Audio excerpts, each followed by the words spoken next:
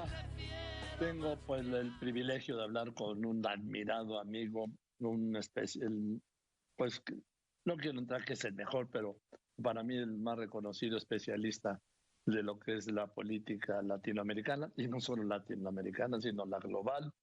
Y acaba de publicar Ideas, sí, la Declaración Mundial en Defensa de la Democracia, realizada por IDEA, sí, y ya saben ustedes que el doctor Daniel Sobato es experto en democratización, elecciones y gobernabilidad. Es el director de IDEA Internacional para América Latina y el Caribe. Querido Daniel, ¿cómo estás? Buenas tardes. Muy buenas tardes, querido Joaquín. Te saludo con mucho afecto desde Santiago de Chile. A ver, vi el capítulo de México en este documento, este análisis extraordinario, y no sé si llorar o llorar. Mira, lo que hemos hecho hoy es un llamado internacional. Más de 70 organizaciones de todo el mundo nos hemos reunido, en las que hay 62 ex jefes de Estado, porque lo que hemos ido constatando a medida que han ido avanzando las semanas y los meses es que hay mucha preocupación justificada sobre el tema de cómo la pandemia del coronavirus le está pegando muy duro al tema de la salud, cómo le está pegando muy duro al tema de la economía, al desempleo, el aumento de la pobreza, de la desigualdad, pero no había un nivel similar de atención respecto de los peligros que la pandemia del coronavirus tiene para la vigencia de la democracia, porque estamos constatando que en muchos países gobiernos autoritarios han aprovechado esta época de pandemia para consolidar aún más sus regímenes autoritarios, arrinconar aún más a las oposiciones, cerrar espacios de protestas, violar derechos humanos, debilitar controles, pero que también regímenes y gobiernos democráticos han ido aplicando medidas de emergencia, estados de excepción y otros recursos donde han ido bajando la calidad de la democracia. Así que este es un llamado muy, muy importante que estamos haciendo a nivel mundial hoy. Casi todas las agencias importantes de noticias, los periódicos, las redes sociales le han puesto muchísima atención, sí, diciendo, señor, hay que evitar que la democracia sea una víctima más de la pandemia. Estoy totalmente de acuerdo contigo, querido Daniel, y con el contenido del documento. Alguna vez lo comentamos tú y yo, bueno, lo comentaste tú aquí, que sí, estaban los riesgos de salud, los riesgos sanitarios, pues, económicos, los sociales, los políticos, y tú mencionaste por primera vez el riesgo de la democracia. Por ejemplo, lo que acaba de anunciar Putin, que ya hizo una modificación para poderse quedar en la presidencia de Rusia hasta el año 2034. Esto al amparo de la crisis del coronavirus en Rusia, que es uno de los más graves del mundo. Correcto. Mira, nosotros tenemos un seguimiento de qué cantidad de elecciones en el mundo han tenido que ser pospuestas debido al tema de la pandemia. En 66 casos, es decir, 66 elecciones, la mitad de ellas elecciones a nivel nacional, han debido ser pospuestas por el impacto de la pandemia. En América Latina, 2 elecciones presidenciales muy importantes. La de República Dominicana, que va a tener lugar ahora el 5 de julio, que debió haber tenido lugar en mayo, y la de Bolivia, que va a tener lugar supuestamente el 6 de septiembre, que debió haber tenido lugar también en el mes de mayo. También hubo que posponer el plebiscito para la reforma constitucional acá en Chile, que debió haber tenido lugar en abril y que ahora se va a hacer en octubre, elecciones puntuales en Coahuila y en Hidalgo, en México, y varias más. Por el otro lado, en 80 países los gobiernos o democráticos o autoritarios han aplicado y están aplicando medidas de emergencia, estados de excepción. En algunos casos para hacer frente a la pandemia, en otros casos utilizando como excusa la pandemia para controlar con mayor fuerza y con mayor rigor autoritario. Y en más de 40 casos ha habido restricciones al ejercicio de los derechos de libertad de expresión y fuerte presión sobre ustedes, los comunicadores, los periodistas, cerrando espacios, deteniendo a periodistas en relación con el tema de la pandemia. Entonces, lo que estamos viendo en muchos casos es que las protestas que estaban muy vigentes en muchos países y las elecciones, dos conductos de expresión ciudadana, fueron enviadas a cuarentena y con la excusa de que la pandemia requiere de estas medidas. Nosotros decimos en algunos casos sí, pero siempre y cuando estas medidas tengan todo el nivel de control de los parlamentos, de los poderes judiciales y no incurran en violaciones a los derechos humanos. En el caso de México, ¿qué dice el informe, doctor Sobat? Nosotros en este llamado internacional no hacemos un análisis país por país porque hubiera sido realmente imposible analizar los 200 países. Lo que estamos poniendo sobre la mesa son alertas para que en aquellos países donde se vean estos comportamientos inmediatamente suenen las alarmas. Por ejemplo, debilitamiento del control que debe ejercer el Parlamento y el Poder Judicial. 2. Debilitamiento de los controles de los órganos autónomos de control.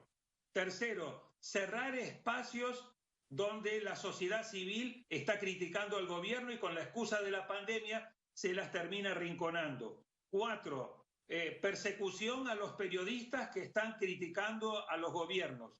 5, debilitamiento del Estado de Derecho. 6, debilitamiento de los niveles de transparencia y de rendición de cuentas, ya que hemos visto que en varios países ha habido escándalos de corrupción a la hora de comprar medicamentos, ventiladores, sobreprecios. Es decir, estamos poniendo una serie de alertas tempranas diciendo, cuidado, actuemos de manera rápida y decidida para proteger a la democracia y para proteger a las elecciones, para que esta pandemia no termine, además del daño enorme que está haciendo en la salud, en la economía y en lo social, también debilitando a la democracia y a la integridad de las elecciones, que es nuestra principal preocupación.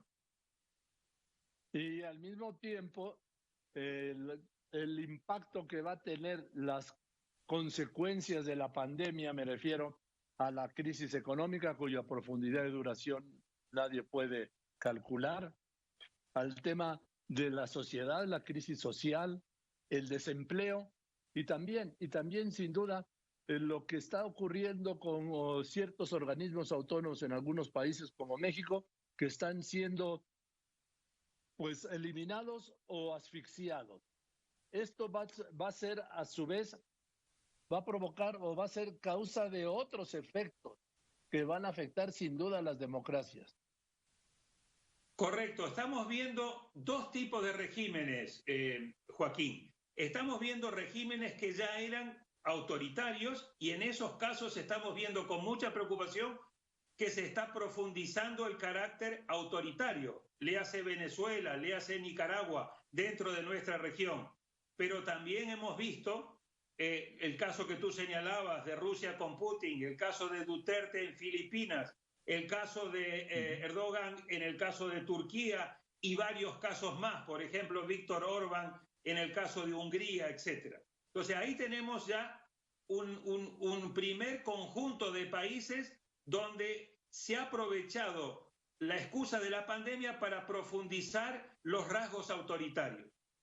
Y tenemos un segundo grupo de países que son gobiernos democráticos, pero que muchas veces están utilizando las medidas de excepción, las medidas de emergencia para concentrar mayor poder en el Ejecutivo y para debilitar los controles que tiene que haber, tanto, vuelvo a insistir, del Parlamento como del Poder Judicial, como de los órganos autónomos de control.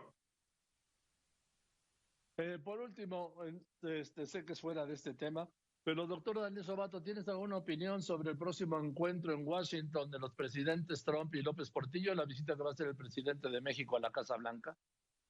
¿López Portillo? López Obrador, perdón. Perdón. Mira, yo creo de que hay que ver qué lectura se le da a esta visita.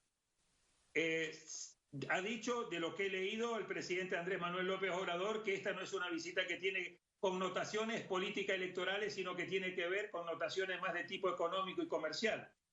Pero más allá de lo que diga el presidente, yo creo que ir en este momento, en el medio de una campaña electoral, donde además el presidente Trump está entre 10, 12, 14 puntos por debajo de Biden, creo que se puede claramente prestar a una lectura política electoral que me parece que no le va a hacer bien ni a México ni al propio presidente Andrés Manuel López Obrador, porque claramente Trump la va a tratar de utilizar y manipular como una visita de respaldo de uno de sus socios comerciales más importantes y su vecino más importante junto con Canadá para un apoyo, entre comillas, a Trump, aunque Andrés Manuel López Obrador diga esto no tiene nada que ver con lo político electoral. Es la lectura que se le va a hacer y el aprovechamiento que Trump va a tratar de hacer de esta visita. Porque una cosa es lo que pueda pensar el presidente López Obrador y otra cosa es lo que pretende el presidente Trump. Al presidente Trump esta visita de López Obrador le viene como un anillo al dedo. Al presidente Andrés Manuel López Obrador esta visita no le sirve para nada, porque creo que es un momento muy inoportuno. Hubo una buena cantidad de meses previos donde esta visita pudo y debió haber tenido lugar. En esta coyuntura creo que se va a prestar para ser manipulada por el propio presidente Trump. Y a ver lo que opina, doctor Sobato, Joe Biden. Bueno, obviamente Biden no le va a gustar esta visita porque, de nuevo, en esta coyuntura se va a prestar a una lectura de apoyo a un presidente Trump que viene muy golpeado en la búsqueda de su reelección por la crisis económica, por el mal manejo de la pandemia y por los temas de protestas, por los temas raciales y a su vez por una caída muy, muy significativa en las encuestas. Así que yo creo que Biden no lo va a ver con simpatía y de una manera u otra, si Trump pierde, lo es seguro, pero las encuestas hoy por hoy lo ponen muy, muy detrás de Biden y Biden es el presidente electo, realmente no le hace bien ni al presidente Andrés Manuel López Obrador ni a México, que va a tener 4 años prácticamente por delante, todo el mandato casi del nuevo presidente, si este presidente es Biden, ¿no? Así es. Bien, querido Daniel, muchas gracias por tu tiempo, gran trabajo extraordinario y sobre todo tú tan generoso siempre de explicarlo en este espacio. Te mando un abrazo con cariño, felicidades. Ayúdame con el Twitter nada más para que pueda seguir teniendo muy buen contacto con tu audiencia, con quien tengo mucho interés. @Sobato55. Es muy fácil, @Sobato55. Le recuerdo, la red, el Twitter, que es interesantísimo, del doctor Sobato, del doctor Daniel Sobato, es @Sobato55, con Z, V chica y doble T, Sobato55. Gracias, querido. Gracias a ti y a tu audiencia, con quien me encanta conversar. Un fuerte abrazo.